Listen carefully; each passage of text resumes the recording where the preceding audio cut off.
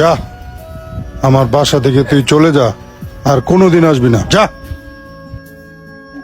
যাইতাছি, তবে যাওয়ার আগে আপনারে কিছু কথা বইলা যাই। এমন কিছু হইব আমি আগে থেকেই জানতাম।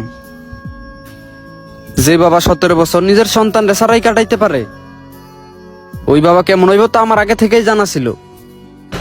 তোর সবই জানা ছিল, তাইলে আমার কাছে আইসুস কে?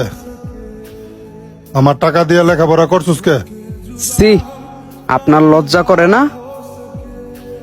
আপনিই তো বলছেন আয় আমার কাছে চলে আয়, তোরে পড়ালেখা করামু, পড়ালেখার খরচ দিমু। আর কি করছেন? 1 বছর না যাইতেই আমার বাইর করে দিতেছেন, বাসা থেকে বিদায় করে দিতেছেন। কেমন বাপ আপনি? যদিও আমি পড়াশোনা অনার্স পর্যন্ত নিয়েছি, আর কটা বছর বাকি ছিল। আমি এমন বাপুই। যা আমার বাসা থেকে জানতে। তুই অভিনয় করস, আর আমার এসব পছন্দ না, তাই তুই তোর মতো থাক। যা, আমার কাছে আর আসবি না। শোনেন, আপনার জন্য কোনোদিন মায়া জন্মায় নাই, আর ভবিষ্যতে জন্মাইব না।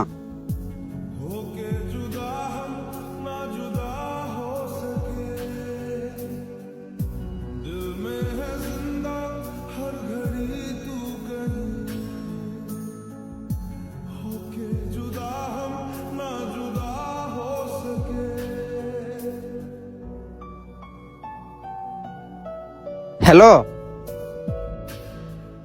কই তুই? জলদি আয়, তালতলায়।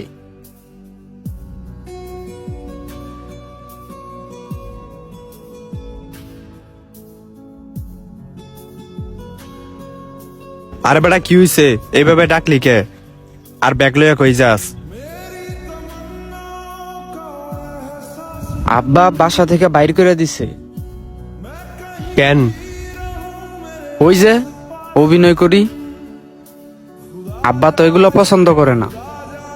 আর পড়ালেখা করি, টাকা পয়সা তো তেমন দিতে চায় না। তোর কাছে 200 টাকা হইব?